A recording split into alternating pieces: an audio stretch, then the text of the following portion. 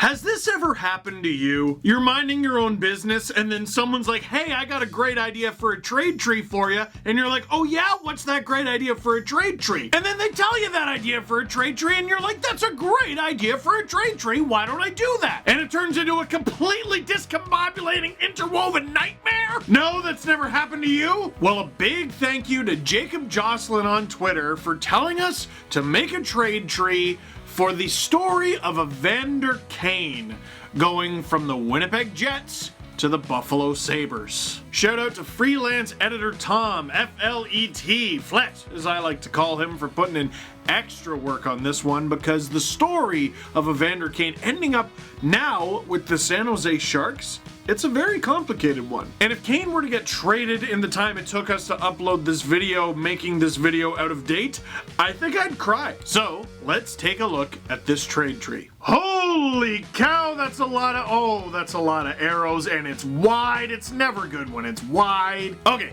let's go back in time. In 2008, the Atlanta Thrashers selected defenseman Zach Bogosian 3rd overall, and the Thrashers were happy. Then in 2009, with the 4th overall pick, the Atlanta Thrashers selected Evander Kane, and he did some good things for them. He scored a bunch of goals, he punched Matt Cook in the face, that one was my favorite, and the Thrashers were happy. Then the Thrashers were kind of bad for a long time and didn't make any money, and the NHL was like, we're gonna take your team away from you, Atlanta, and they were like, again, and Winnipeg was like, tell us about it, and they got their team back. Do we get to call them the Jets? Asked Winnipeg. I guess, said the NHL. Oh cool, said Winnipeg. Do we get all the old records back too? Look, don't push your luck, said the NHL. Evander Kane and the Jets both play in Winnipeg for several years until the relationship started to sour. Greatly oversimplifying the situation, basically Dustin Buffalo threw Evander Kane's tracksuit in the shower and Evander said, I really like that suit, get me out of here. And then they obliged with a trade. Holy cow, this is a big trade. The Winnipeg Jets acquired Joel Armia,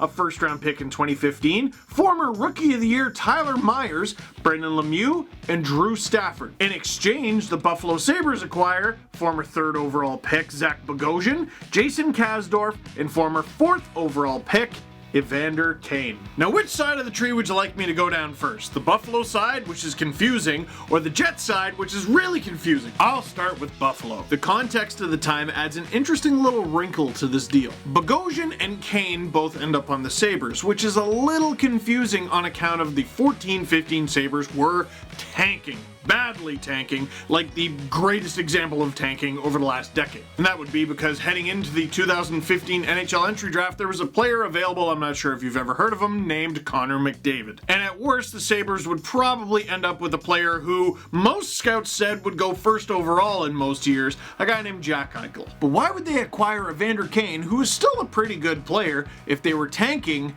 He wasn't playing. Kane was out for the rest of the season recovering from surgery, so really it was the Sabres meeting 2 goals. We're going to continue tanking and get as high a pick as possible, and next season we're going to be even better. But wait a second, didn't you say the Sabres gave the Winnipeg Jets a 1st-round pick?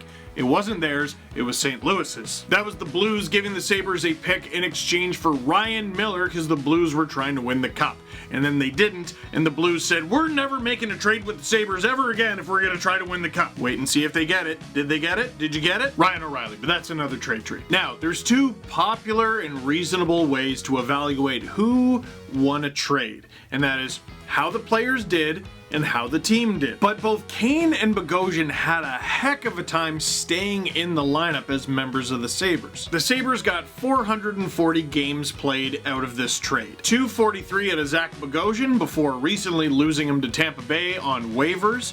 196 from Evander Kane before trading him to the San Jose Sharks, which we will get to, and 1 from Jason Kasdorf, a goalie who played 1 game for the Sabres, allowing 4 goals and losing. It was a 4-1 loss to Columbus. He didn't exactly get a lot of help. When it comes to the trade tree, the Sabres get nothing for Bogosian. He goes on waivers. They get nothing for Kasdorf. So what do they get for Evander Kane? After 118 points in 196 regular season games and 0 playoff games, Evander Kane is traded to the San Jose Sharks in exchange for Danny O'Regan, a 1st-round pick in 2019, conditional, and a 4th-round pick in 2019, also conditional. Now there was a little flippage involved with the fourth. The Sabres flipped this 4th round pick in 2019 to the Vancouver Canucks in exchange for another 4th in 2019 and a 6th. The Sabres moved up to get Aaron Huglen, and the Canucks got Ethan Keppen and Karel Plasek. So, was that a good trade? I don't know, man. It was mid to late round picks less than a year ago. Like, chill. Give it time to bake. That conditional 1st round pick that the Sabres got, that gets spicy though. Because like I mentioned earlier, for a team that consistently does really bad in the standings, the Sabres love trading 1st round picks. They're like, is this 1st round pick ours? No, get rid of it. The Sabres trade the 1st round pick they got in 2019 from the San Jose Sharks to the Anaheim Ducks, along with Brendan Gooley, to get Brandon Montour. Now, there's a couple different ways to look at Brandon Montour. For a long time, he was looked at as a pretty good young up-and-coming defenseman, and he's a right-handed shot to boot, which makes him a millionaire by default. Or there's Nazem Kadri's opinion of him. Mike's hot, Naz. Mike's hot. You don't care? Okay. And with that 1st round pick in 2019 that ended up being 29th overall, the Anaheim Ducks select Braden Tracy. Jury's still out on that little part of the deal. I'm not willing to throw Brandon Montour under the bus just yet. However, Brendan Gooley is just a 22-year-old defenseman, and he's already playing in the NHL. If Braden Tracy hits too, that trade could go real sideways for the Sabres fast. So basically, all the Sabres have left from the original deal in which they acquired Evander Kane and Zach Bogosian is Brandon Montour, prospect Aaron Huglen, and prospect Danny O'Regan, who has played 3 games for them. The Jets side of things, wow, is there a lot more. Big things were expected out of Joel Armia. The 16th overall pick in 2011, a huge right winger. Let's see what kind of points he can put up. Not a ton, but he was a decent depth scoring option for the Jets. His best season with the Jets was 12 goals, 17 assists for 29 points in 79 games. You take it. He was dealt to the Montreal Canadiens in a really complicated deal, along with Steve Mason, a 7th round pick in 2019, and a 4th round pick in 2020. Now, the trade was not so that the Winnipeg Jets could acquire Simone Bourque. It was a cap dump. They basically gave up that 4th and 7th and sweetened it with a little bit of Joel Armia so that the Montreal Canadiens could take Steve Mason's cap hit and buy him out. Drew Stafford was pretty hot when he arrived on the scene in Winnipeg. After putting up just 9 goals in 50 games with the Buffalo Sabres, Stafford was traded to the Jets and scored 9 goals in 26. He added to those 9 goals 10 assists, which gave him 19 points in 26 games since arriving in Winnipeg. Not bad. The following season, his only full season in Winnipeg, he only put up 38 points in 78 games, but 21 of them are goals. The next season, the Jets were able to flip Drew Stafford to the Boston Bruins in exchange for a 5th round pick in 2018, and they turned that pick into Declan Chisholm, who is a pretty interesting little pick for them. This past season in the OHL with the Peterborough Petes, he played in 59 games and put up 69 points.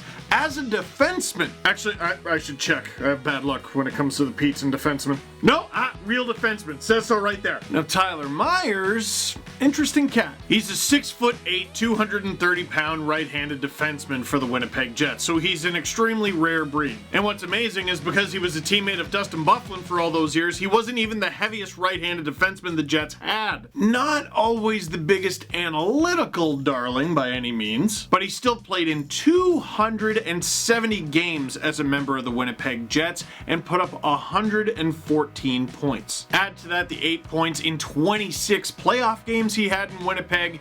The Jets got value out of Myers. So when a player leaves your team the way Myers left the Jets, yeah, sure, you prefer to get something for him. But I don't think it's fair to say the Jets got nothing for Tyler Myers. They didn't get nothing, they got almost 300 games out of him. The 2015 first rounder that the Jets got from the Sabres, not bad. They used it to get Jack Roslovic, 25th overall. He's played in 180 games for the Winnipeg Jets, and at just 23 years old, he might just be getting started. 12 goals and 17 assists for 29 points in 71 games this season before, well, you know. And last, Follow the bouncing pick. After a few seasons in Winnipeg, Brendan Lemieux, a conditional first-round pick and a conditional fourth-round pick, were sent to the New York Rangers in exchange for Kevin Hayes. Now, from what I've read, a lot of Jets fans didn't love the Kevin Hayes trade, and the problem with it is it was a tough act to follow. The season before, the Winnipeg Jets acquired Paul Stastny at the deadline. 13 points in 19 regular season games to end the season for the Jets. Not bad. 15 points in 17 playoff games for the Jets?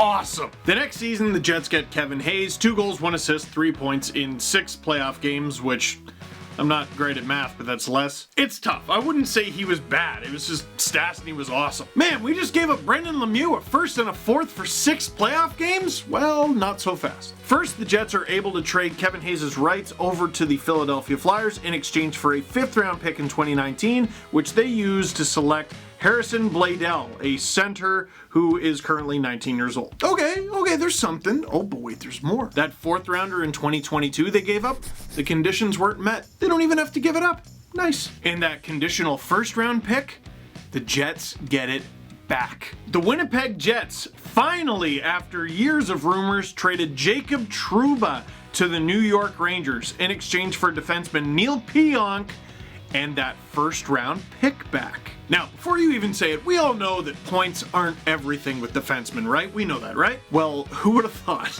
Jacob Trouba followed up a 50-point season with the Winnipeg Jets last year with 27 in 70 games with the New York Rangers. Not the greatest when you just signed a giant contract with them. Neil Pionk, 2 years younger and right-handed? Bananas! 6 goals, 39 assists for 45 points in 71 games.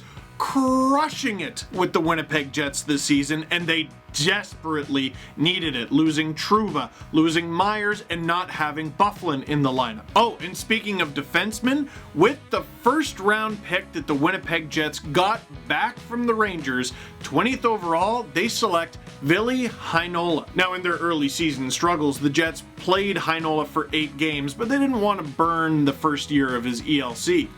In those 8 games, though, 5 points. The guy's a teenage defenseman in the NHL. I love this whole trade tree for the Winnipeg Jets. They got value out of the deal at the time, they have pieces that will help them now, and they have pieces that will help them for years into the future. They beat 2 teams in the same trade tree, and even though they made a mistake, they made up for it as well. Kevin Cheveldayoff takes a lot of heat, but for this particular trade tree, I gotta hand it to him. I think he killed it. As for the Sabres, well, not as good. Is that fair? Not as good? Let's go with that. So that is it for this one. Thank you very much for watching. Shout out to Felt, freelance editor Tom for all the research. Leave a comment in the comment box down below. What trade tree would you like to see next? Click like if you like this video. Click subscribe if you really liked it. Tell all your friends to stay safe and wash your gosh darn hands.